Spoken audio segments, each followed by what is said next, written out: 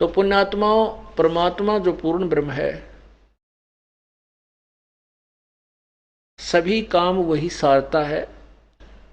लेकिन हम जिस भी इष्ट की आड़ लेकर के वर्तमान में जो शास्त्रविद साधना भी कर रहे होते हैं, और हम सोच लेते हैं कि ये मुझे लाभ उस भगवान ने, श्री कृष्ण ने दिया, क्योंकि नरसिंह जी उसी का पुजारी था। लेकिन करे करावे साइया मन में लहर उठा, और दादू सरदर जीव का वो आप बगल हो जा। उस परमात्मा ने ही नरसिंह जी की हुंडी ली थी, पूर्ण ब्रह्म ने। कहते हैं, नरसिला की हुंडी झाली सांवल सा कहाया, द्योती का ब्याह भया जब भात भरण को आया। वही कबीर परमात्मा, वही पूर्ण ब्रह्म, सारी सृष्टि का रचनहार परमात्मा नरसिंह जी की सेवा में हाजिर हुआ। कहते जो जन मेरी शरण है ताका हूं मैं दास। ओए नरसिंह बैठा अपने घर पर, भगवान खड़ा द्वारका में, और फिर भात भरने के लिए परमात्मा ने स्वयं ही उनकी सेवा की जो है ना सहयोग दिया। तो अब यहाँ क्या प्रार्थना करते हैं, हमने ऐसे अर्ज करनी है, परमात्मा हम तो इतना भी व्योत को नहीं हमारा, हम नरसिंह जैसी कुर्बानी कर सका। हे परमात्मा, हम तो इतने सतर गिर चुका है कि हम तो उस धन्ना भगत एक किसान था, और वो किसान बीज बीजने जाता है, किसान कभी भी बीज दान नहीं कर सकता, वो चाहे उसकी सारा कुछ दान करवा ले। और उस किसान रास्ते में वो ज्वार बोने जावा था, रास्ते में परमात्मा ने लीला की, 4 भक्त आ रहे थे, और वो कहने लगे, भक्त राम राम करी धन्ना जी ने। तो समझ गई ये भगत दिखा है। कहने लगे, भाई भगत जी, हम बहुत भूखे हैं, 3 दिन हो गए रोटी नहीं खा ली, कहीं अन्न नहीं मिला। ये राजस्थान का मामला जान गया भगत जी भी, एक बार नहीं भूखे होंगे, बिल्कुल नहीं मिला होगा। तो उसने कहा, भाई मेरे पास ये ज्वार है, ये बीज ये ले लो। तो भूखे मरे थे, जब वह खा गए धकागे भीतर ने नोकी न सूखी। तो जब सारा उन चारों ने वो दड़ी 2 दड़ी पक्की ज्वार खा ली। अब भगत जी ने सोचा घर के लड़ेंगे, भाई घर वाले ऐतराज करेंगे। उन्हें कांकर इकट्ठी कर ली, कंकर, और डाल ली उसी डोले में जिस ते ज्वार बीज जा करें। तो जा करके अपनी वो ज्वार कंकर बीज दी। पड़ोसी साथी किसानों ने सोचा ये बीज रहा है, लड़ाई से डरते ने वह ऐसे ड्रामा सा करके और आ गया करने।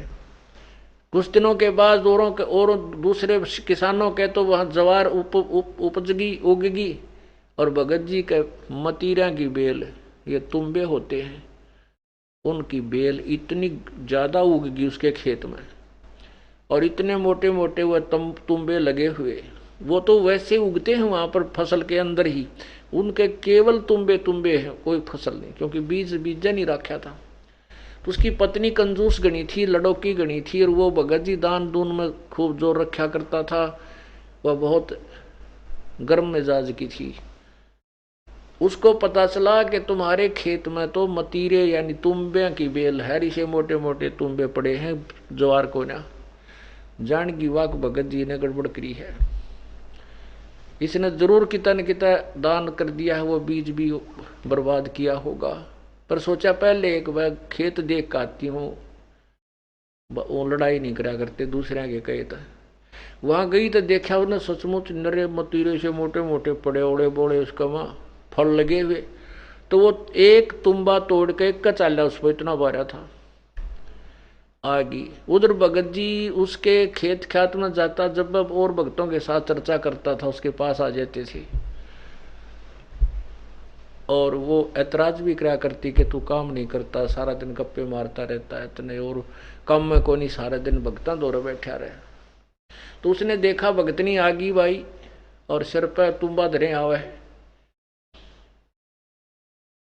और आज खेत देख का आई है तो लड़ा तगी, इस पर कोई शक नहीं। तो उसने अपने साथियों से कहा तुम जल्दी जाओ भाई। वो तो उठ गए बेचारे। तो वह आई गर्म हो रही थी, उसने कहने लगी जी खेत मैं ज्वार बो का आए थे। वो के उत्तर दे बोलिया को नहीं नू कर दी नाट। कह लगा कहाँ गई वो बीज लेके गया था खेत में तो ज्वार नहीं बो रखी हो तो तुम्बे पड़े देख ये तेरे ये बच्चे का तेरे को खाएंगे। ऐसे वो सिर पे रखा हुआ था नो का नो भगत जी के सिर में ठोक्या। सिर में मारना चाहा भगत जी थोड़ी सी सरक गया एक तरफ ना और वो तुम्बा जो था बारी था वो एकदम जमीन पर लग कर फट गया।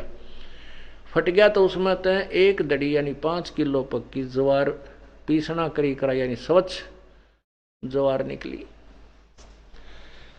अब वह भगतनी एक बार तो भगत जी की तरफ देख रही है जो ऐसे करके दूसरे आक्रमण की बाट देखा था के करेगी या और कभी उस ज्वार की तरफ देख रहा है कि ये ज्वार वो देख रही है कि ज्वार कितना है इस वतीरे में।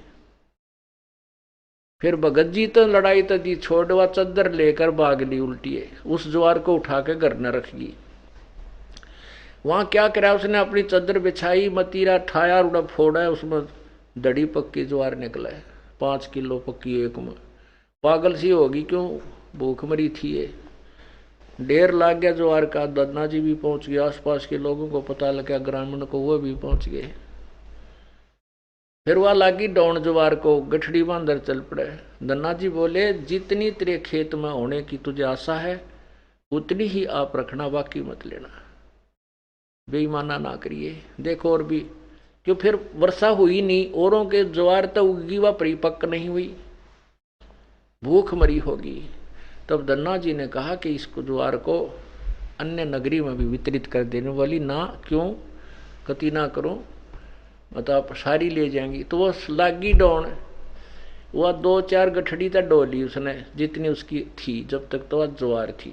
फिर वह गठड़ी बांध के लाया वहां तक तो बोझ मरती आ वजन से और घर उतार के खोल रहा तो उसका वो उसके जो है ना वो बन जा बूंबड़ा कहते हैं अर्थात उसमें जैसे वो ज्वार निकालने के बाद बाजरा निकालने के बाद उसके कवर रह जाते हैं छिलके वो छिलका बन जा उस पूरी ज्वार का। वह गठड़ी खोल ला वो छिलका बन जा। पर दन्ना ने कहा कि अपने हिसाब की राख ले तेरे बाकी रहेगी नहीं। वह बैठ गया अपना चुप। उस दन्ना ने कहा बाकी ग्रामीणों से कि भाई तुम भी अपने बच्चों के लिए ले जाओ इस वजह। तो यहां हम ये प्रार्थना करते हैं कि धन्ना जो नरसी था उसके पास धर्म पुण्य ज्यादा था भक्ति पुण्य भी था कर्म थे। अब धन्ना जी के पास केवल भक्ति कर्म थे वो पुण्य नहीं किसी जन्म में हो पाया था। तो दोनों को ही परमात्मा ने संभाला और दोनों की कुछ ऐसी क्रिया करके उनको पुनः अपनी भक्ति में दृढ़ किया। तो वो सब छल छीदर कबीर परमेश्वर ही करता है कि कहते हैं 100 छल छीदर मैं करूं अपने जन के काज। तो वो परमात्मा ही हमारा हितैषी है। हम अभी तक किसी अन्य भगवानों को अपना जो है साथी मानते थे सहयोगी मानते थे संरक्षक मानते थे वो नहीं थे क्योंकि वो तत्व ज्ञान की रोशनी में हमें अब स्पष्ट नजर आ रहा है। गीता जी अध्याय नंबर 15 के श्लोक नंबर 16 और 17 में 3 भगवान बताए हैं। एक क्षर पुरुष एक अक्षर पुरुष। क्षर पुरुष ये ब्रह्म है जो 21 ब्रह्मांड का मालिक है। अक्षर पुरुष ये परब्रह्म है जो 7 संग ब्रह्मांडों का प्रभु है। लेकिन ये केवल किए हुए कर्म तक ही सीमित है। ये नाशवान है इनके प्राणियों के भी शरीर नाशवान है। 17वें श्लोक में 15वें अध्याय में गीता जी में कहा है कि उत्तम पुरुष है तू अन्य है। जो और वास्तविक भगवान है इन दोनों से भी न्यारा ही है और वही परमात्मा इति उदाहरते वही भगवान कहा जाता है और वही तीनों लोकों में प्रवेश करके सबका धारण पोषण करता है। वो अव्यय ईश्वर है वो अविनाशी परमात्मा है। वही सबका धारण पोषण करता है सबको वही देता है। जैसे अक्षर पुरुष एक पेड़ है निरंजन वाकी डार तीनों देवा शाखा हैं ये पात रूप संसार यानी मूल से ही जड़ से ही पूरे पौधे को खुराक जाती है आहार जाता है। ऐसे ही उस पूर्ण परमात्मा की भक्ति से हमें इष्ट रूप में साधना करने से लाभ होता है और वही हमारे सब काम ठीक करता है। तो यहाँ यही प्रार्थना की जाती है परमात्मा हम तो इतने भी योग्य नहीं रहे कि धन्ना जी जैसे हम बीज भी बांट दें नरसी की तरह हम सब कुछ लौटा भी नहीं सकते प्रभु। हम तुच्छ आत्माओं को तो आपने जैसे उचित लगे ऐसे ही सुधार करना होगा। आप हमें अपनी भिक्षा की भीख अवश्य दे दें। बोलो सतगुरुदेव की जय।